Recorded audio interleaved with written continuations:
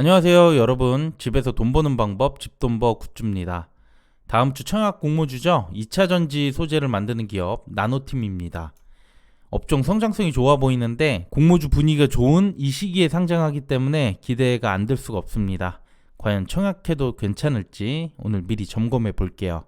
구독과 좋아요 알림 설정은 저에게 큰 힘이 됩니다.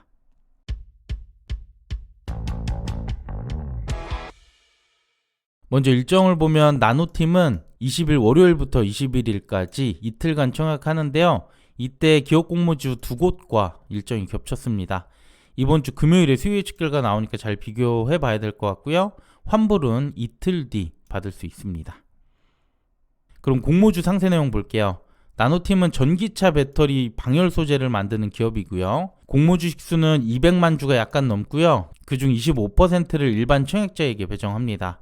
모집 규모는 최대 267억, 시총이 2,490억으로 규모가 작지는 않고요. 주관사는 한국투자증권 단독입니다. 공모가 밴드는 11,500원에서 13,000원, 유통물량 21.8%, 금액으로는 543억, 약간 많죠.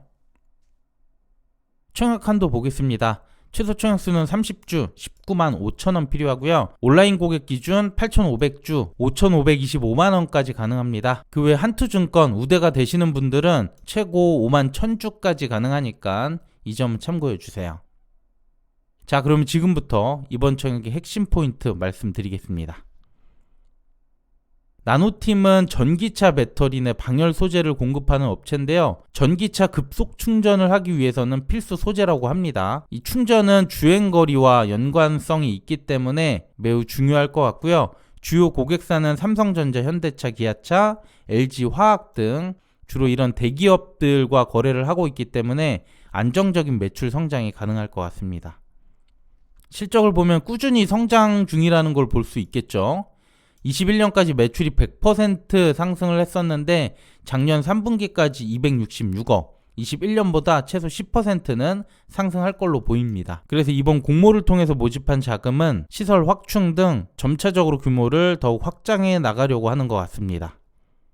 그 다음 유통물량인데요. 총 22%, 비율로는 낮은데 유통물량 중 재무적 투자자가 10.8%로 많아요. 하지만 2배 이상의 물량은 보호 예수가 되어 있는 상태고, 그래서 기존 지분이 있다 보니까 물량을 대거 내놓긴 어려울 수 있습니다. 그래도 금액으로 500억 규모이기 때문에 가볍지는 않습니다. 네, 그러면 가장 중요한 공모가 볼게요. 2차전지 소재 기업들, 전해액이나 양극재 이런 것들을 만드는 총 4곳을 선정했습니다. 2차전지 소재 쪽은 PR이 보통 굉장히 높거든요. 후성처럼 14배 이렇게 낮은 곳도 있지만 첨보, LNF 이런 데는 30배가 넘기 때문에 평균이 31.46배가 나왔습니다. 2차전지 소재 쪽이라 어쩔 수 없긴 한데 배터리 팩과는 차이가 좀 있어서 유사성이 높다 보긴 어렵고요. 최근 2차전지 관련 공모주들 중 유사기업 PR이 가장 높긴 합니다. 어쨌든 주당 평가 가액을 산출해 주는데 문제는 지금부터 나옵니다. 작년 순이익이 있음에도 불구하고 23년 추정 순이익을 적용을 하는데요. 무려 127억이나 됩니다. 작년 예상 수익이 50억 정도라고 했는데 2배가 넘는데요. 연 할인해서 102억을 적용하고 주당 평가가액 16,712원이 나와요. 순이익 50억이면 적지 않아 보이는데 이렇게 굳이 추정을 넘어서까지 공모가를 높이려고 했다는 게 제가 생각했을 땐 이번 공모주에 가장 우려되는 점이에요. 그 다음 할인율은 31.19%에서 22.21%. 22년 이후 신규 상장사 평균과 비교했을 때 뭐 약간 낮긴 하지만 그래도 거의 비슷하다고 볼 수 있죠.